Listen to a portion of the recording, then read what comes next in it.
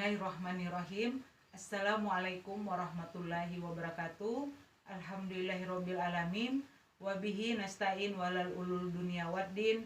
Wassalatu wassalamu ala asrofil anbiya'i wal mursalin wa ala alihi washabihi ajmain, amma ba'du.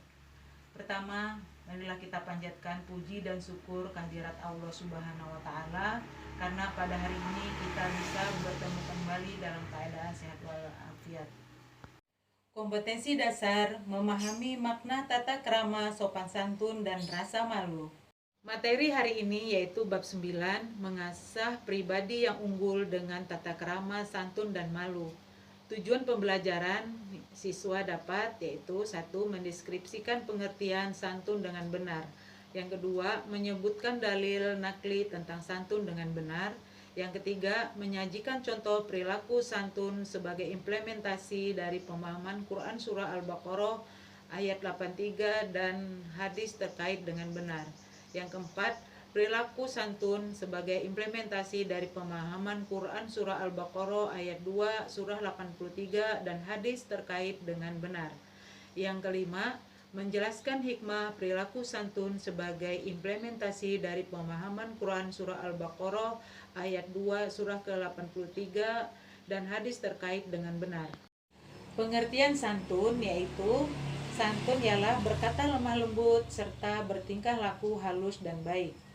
Kesantunan seseorang akan terlihat dari ucapan dan tingkah lakunya. Ucapannya lemah lembut, tingkah lakunya halus serta menjaga perasaan orang lain. Kemudian dari sini sanggup disimpulkan bahwa santun meliputi dua hal, yakni santun dalam ucapan dan santun dalam perbuatan. Misalnya adab saat bertemu guru di sekolah, kemudian adab terhadap kedua orang tua di rumah saat akan pergi, kemudian adab saat bertemu orang di jalan.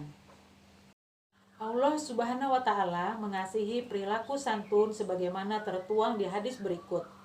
Artinya, dari Ibnu Abbas bahwa Nabi Muhammad SAW bersabda kepada Al-Ahshaj dan Al-Asri, sesungguhnya dalam dirimu terdapat dua perilaku yang dicintai oleh Allah Subhanahu wa taala, yaitu sifat santun dan malu. Hadis riwayat Ibnu Majah. Manfaat sikap santun yaitu sikap santun yang pertama, mudah diterima oleh orang lain. Sikap santun akan menjadikan seseorang disenangi orang lain sehingga mudah diterima oleh orang lain. Kemudian yang B, menunjang kesuksesan. Banyak pengusaha sukses ditunjang oleh sikap santun yang ditunjukkannya. Pembeli, pelanggan, karyawan, dan rekan sejawat akan senang bergaul dengannya. Relasinya bertambah banyak sehingga akan menambah kesuksesannya. Kemudian yang C, dicintai Allah Subhanahu wa taala dan Rasulnya. Allah Subhanahu wa taala dicintai hambanya yang memiliki sikap santun. Rasulullah SAW juga demikian. Bahkan beliau juga memiliki sikap lemah lembut dan santun yang luar biasa. Sikap sopan santun di keluarga, sekolah, dan masyarakat, yaitu sikap sopan santun merupakan perilaku terpuji. Sopan santun adalah perilaku atau tingkah laku yang ramah dan menghargai orang-orang yang ada di sekitarnya. Perilaku sopan santun meliputi perkataan dan perbuatan yang terpuji dalam bersikap dan memperlakukan orang lain. Kemudian, sikap yang mencerminkan nilai-nilai sopan santun, baik itu di lingkungan keluarga, sekolah, dan masyarakat. Sebenarnya, perilaku sopan santun penting untuk dimiliki setiap orang dan dipraktekkan dalam kehidupan sehari-hari. Dengan begitu, kedamaian dan ketentraman bisa senantiasa terjaga. Contoh sikap sopan santun di keluarga, sekolah, dan masyarakat, yaitu sikap santun dalam keluarga adalah pertama, tidak bersuara keras ketika berbicara dengan orang tua. Yang kedua, mencium tangan orang tua ketika akan berangkat ke sekolah. Kemudian yang ketiga, mendengar nasihat orang tua. Yang keempat, meminta izin sebelum menggunakan barang adik atau kakak. Yang kelima, mengetuk pintu sebelum masuk kamar adik, kakak, atau orang tua. Yang keenam, tidak memotong pembicaraan orang tua.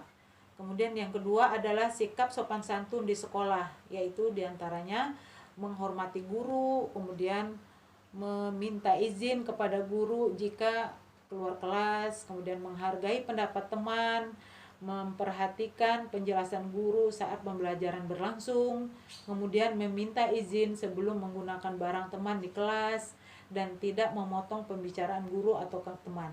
Kemudian sikap yang ketiga adalah sopan santun di masyarakat. Nah, ini penting sekali anak-anak ya, yaitu menghormati yang lebih tua, kemudian menyayangi yang lebih muda, tidak memotong pembicaraan orang lain, kemudian mengecilkan volume HP, TV atau speaker saat orang lain sedang beribadah.